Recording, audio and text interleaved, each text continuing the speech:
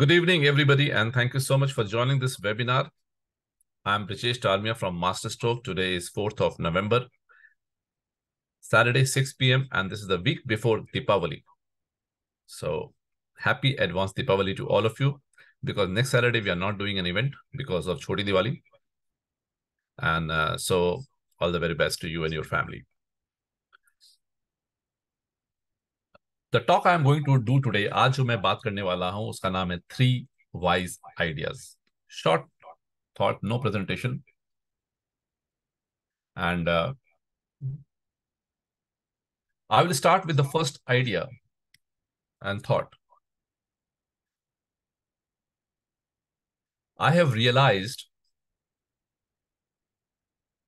ego is directly proportionate to AUM. Ego, ahem. Ego is directly proportionate to mutual fund distributors AUM. How many of you agree, disagree? Thinking about other people, not yourself, because you will never agree that you have ego. Okay. So somebody is writing, many people are writing yes. So आपका जो अहम है, ego है, वो आपके AUM की तरफ बढ़ता रहता है.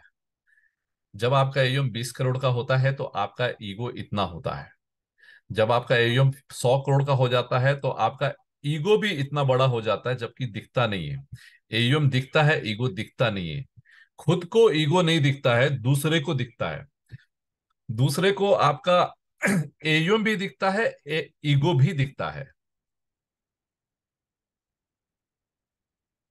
My suggestion is make it उल्टा. ज्यादा AUM, come ego. This is my first wise idea. Very difficult.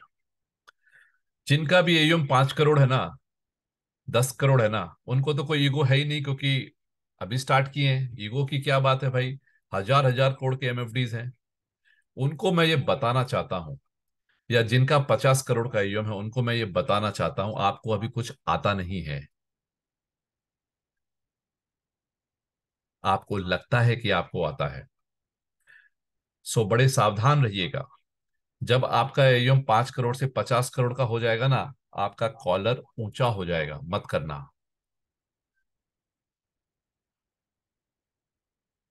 जिनका 50 करोड़ का एयूएम है, जब आपका एयूएम 500 करोड़ का हो जाएगा ना, तो आपका ईगो भी यहां तक आ जाएगा. पता नहीं चलेगा आपको. Control it. ध्यान रखना. Be careful. Don't let your ego go up along with your AUM. अगर आपका एयूएम इस तरफ जा रहा है ना, तो अपने ईगो को इस तरफ लेके जाओ. घटाओ, हम्बल बनो. Pradeep is saying how. Observe yourself. Don't talk about your AUM, your SIP.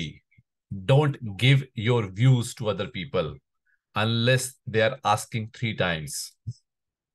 Don't poke your nose into various forums because you have high amount of AUM and you think you know it. People are not interested. You listen to me for a different reason. Nobody wants to listen to you. Please understand. Fantastic. Go, I don't need you. Others will tell you. Fantastic, Samir bhai. पहले आपका AUM बढ़ता है तो ego बढ़ता है, फिर आपका AUM और बढ़ता है, ईगो और बढ़ जाता है कि मैं होशियार हूं. Ego is a silent killer of your growth. सबसे बड़ा प्रॉब्लम ईगो में क्या होता है कि जब आपके पास ईगो होता है ना, तो आपका समय बर्बाद होता है दूसरे को समझाने में, बताने में कि मैं कितना बड़ा बन गया हूं, मैं कितने अच्छे से काम करता हूं, मैं क्लाइंट को कितनी अच्छी एडवाइस देता हूं. मत जाओ इस रास्ते पे. चुप रहो. जितना बड़ा एयूएम, उतना बड़ा ज्ञान. कोई इंटरेस्टेड नहीं है आपके ज्ञान में. हम्बल रहो. जब तक कोई पूछे नहीं ना, बताना नहीं उसको. जैसे अगर आप ब्रिजेश डालमिया की बात करोगे ना, मैं खुद से कुछ नहीं बोलता। मैंने इनवाइट भेजा, आपकी श्रद्धा है आप आए, इसलिए मैं बोल रहा हूं। आपको पकड़ के नहीं बोलता कुछ। आपको ये नहीं बोलता सुनो मैं कौन हूं। कहीं आप मुझे कॉन्फ्रेंस में मिल जाते हैं तो I don't talk about master stroke, you talk about master stroke, then I tell you, then I answer you. I never talk about my AUM and SIP book and how good I am unless you ask me 3 times. So, when you go to conferences, listen to other people.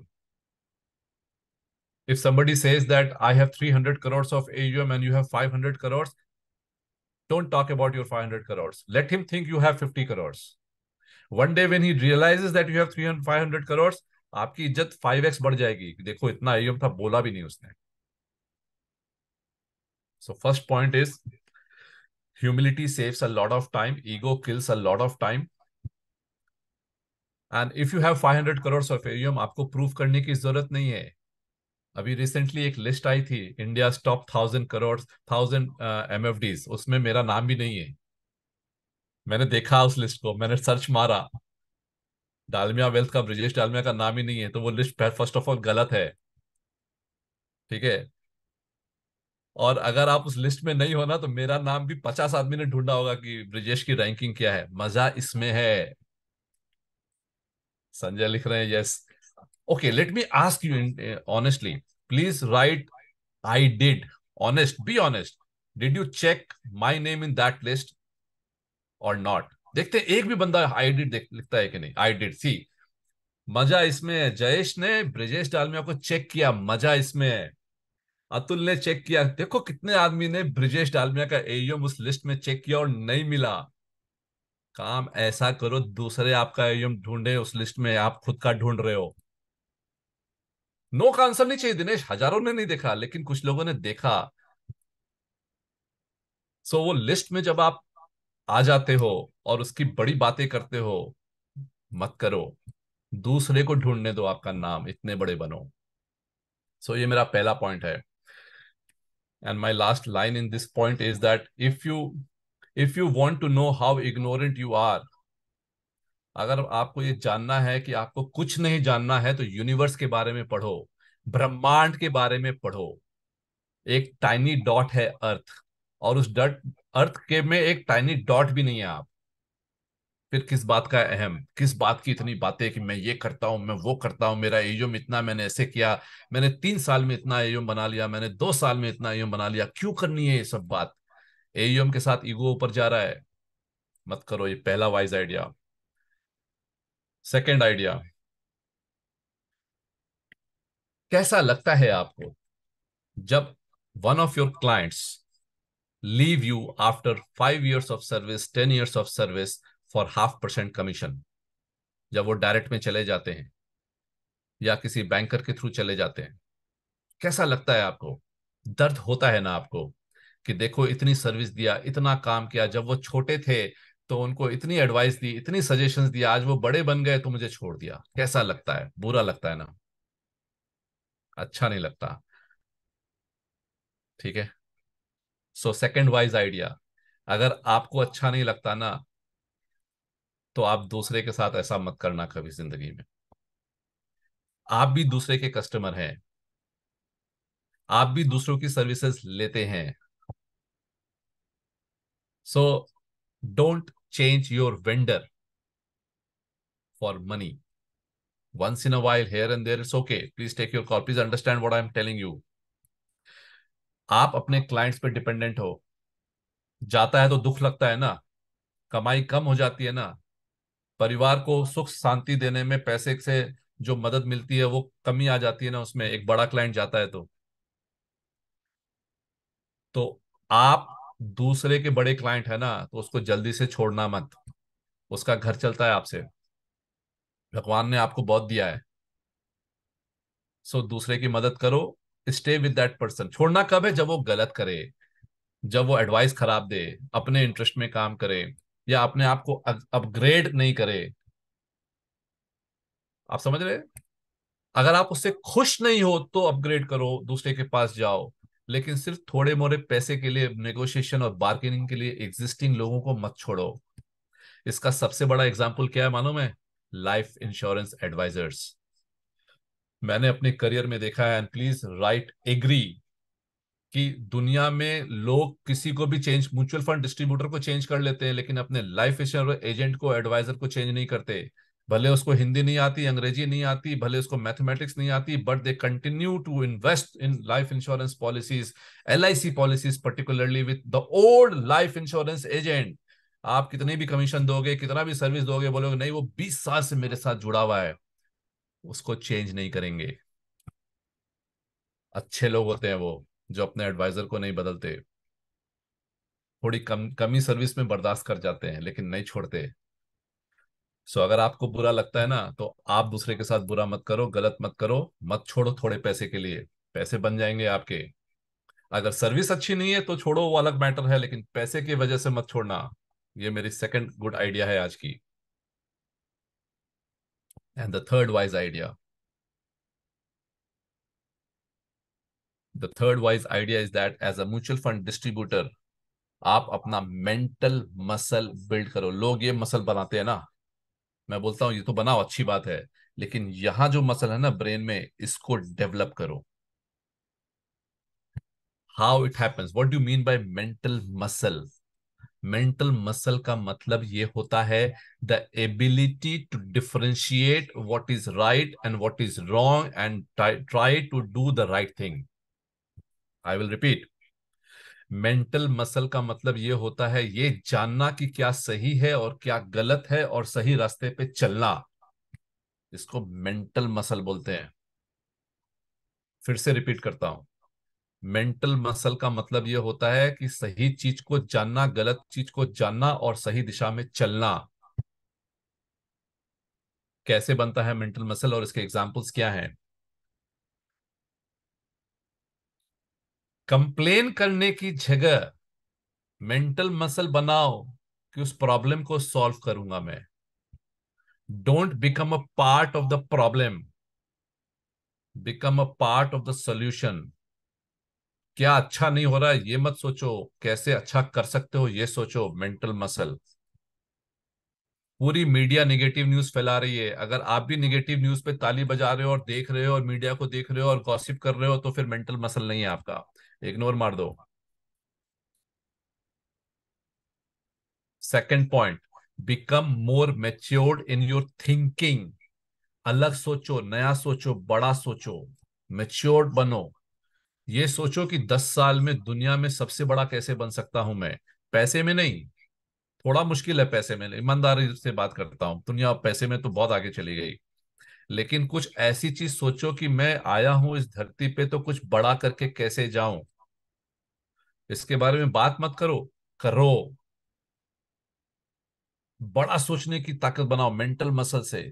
जब कोई चीज परेशान कर रही है ना, तो ये सोचो इससे बड़ी परेशानी जिंदगी में कैसे सॉल्व करूंगा, इसके बारे में सोचो, बड़ा सोचो। तीसरा पॉइंट, जिंदगी में जिंदगी में बड़े डिसीजन कम समय में लेने की मेंटल मसल डेवलप करो। ये कैसे होता है? जब आपको राइट और रॉन्ग में फर्क पता होता है, समझ आ जाती है, जिंदगी में होशियारी आ जाती है, तो डिसीजन यू ले सकते हैं।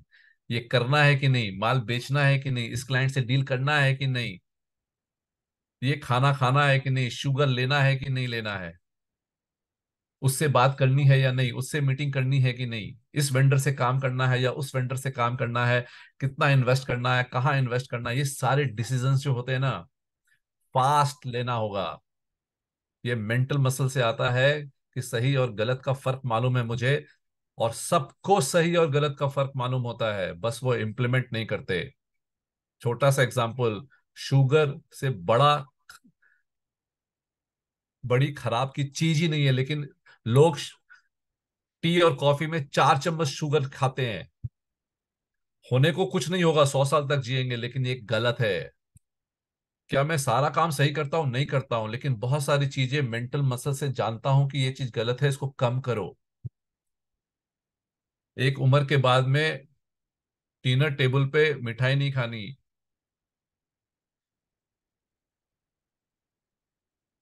मतलब जो चीज पता है नहीं करनी, उस डायरेक्शन में नहीं जाना। कम गलती कम करनी है, डिसीजन फास्ट लेने हैं।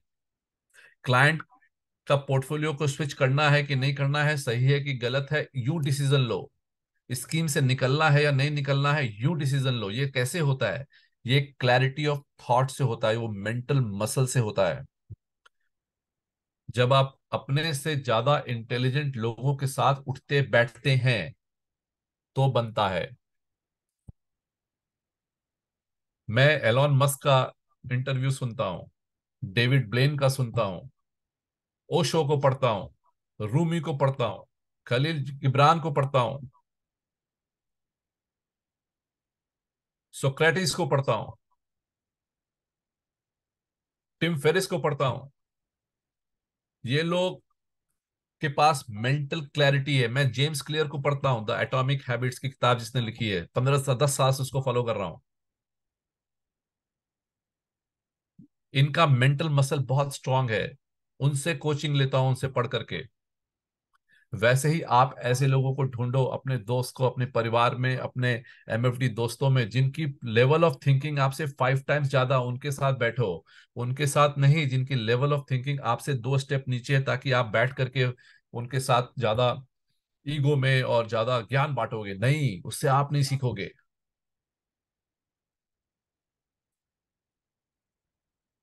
3 more points on the last topic. Clients जाएंगे, सो व्हाट, मेंटल मसल बनाओ। 200 क्लाइंट है तो 200 क्लाइंट 20 साल तक नहीं रहने वाले, 50 जाएंगे, जाने दो। जो 150 रह गए उनसे ग्रो करने की सोच बनाओ। जिस दिन एक क्लाइंट आपसे खुश नहीं है, निकल गया ना, भगवान के आगे प्रेयर करो कि वो खुश रहे, उसका पोर्टफोलियो ग्रो करे और आगे बढ़ो। उसको बददुआ मत दो, उसके बारे में दूसरे से बात मत करो। छोटी सी जिंदगी है, मेंटल मसल बनाओ, आगे बढ़ो। Second last point, life is not fair to me. ऐसा सोचते हैं ना आप कई बार, लाइफ मेरे साथ फेयर नहीं है, मैं लकी नहीं हूं। सो बी इट, नहीं है तो नहीं है। और अगर आपको लगता है ना लाइफ आपके साथ फेयर नहीं है, तो पैरा ओलंपिक देखो, तब पता चलेगा लाइफ कितना फेयर है आपके साथ। 2 हाथ है आपको, 2 पाँव है, सुन सकते हैं, सूंघ सकते हैं, खा सकते हैं अपने हाथों से, दिमाग चलता है आपका। पैरा ओलंपिक देखो तो पता चलेगा कितने लकी हैं आप। Life is not fair to them, it is fair to you. Okay. और अगर थोड़ी बहुत कम बेसी है ना, फेयर नहीं भी है ना, तो एक्सेप्ट करो, आगे बढ़ो, मेंटल मसल डेवलप करो। अगर वो बंदा जिसके साथ लाइफ फेयर नहीं है वो गोल्ड मेडल जीत सकता है, तो आपको कहने का हक नहीं है life is not fair to me. It is not fair to anybody. किसी के पास हाथ नहीं, किसी के पास पाँव नहीं, किसी को दिल में तकलीफ, किसी को पाँव में तकलीफ, किसी के पास एजीएम नहीं है, किसी के पास पैसे नहीं है, किसी के पास परिवार में कोई कमी है। Life is not fair to anyone. अपनी बात मत करो, दुनिया में बाहर जाके देखो। And final thought, I am copying this from a book. Arnold Schwarzenegger, आज तक स्पेलिंग करने नहीं आता मुझे, जो बॉडी बिल्डर है, उसने 40 साल पहले एक स्टेटमेंट दिया था जब वो 19 साल का था। उससे किसी ने पूछा कि आपके फेस में इतना कॉन्फिडेंस कैसे था कि आप जीतेंगे, तो उसने जवाब दिया, मैं यहाँ compete करने नहीं आया हूं, मैं यहाँ जीतने आया हूं। 100 लोग compete करने आए थे, world body weight lifting championship थी, 1979 के आसपास की बात है। ही सेड, मेरे मेरे फोटोग्राफ में इतनी चमक इसलिए है कि कंपटीशन जीतने के पहले इतनी चमक इसलिए है क्योंकि मुझे मालूम था मैं जीतने वाला हूं। मैं बाकी 99 से कंपटीशन के लिए नहीं आया हूं, जीतने आया हूं, और मैं जीत गया। सो मेंटल मसल बनाओ कि मुझे जीतना है, compete नहीं करना है, किसी के साथ compete नहीं करना है, अपनी लड़ाई लड़नी है, अपनी जिंदगी जीनी है, जीतना है। म्यूचुअल फंड एयूएम 1000 करोड़ का बनाना है, खुद के लिए बनाना है, इसलिए नहीं कि ब्रिजेश डालमिया का इतना है, एबीसी का उतना है और उसका इतना है। इंस्पिरेशन लो, compete मत करो। I am not here to compete in this world, I am here in this world to win on my own terms in my own life. So these are my 3 ideas. Thank you so much for attending. Let me know If you watch this video again on YouTube, and do put in your comments in the YouTube channel when it is uploaded, how you like this. Thank you so much, and God bless you.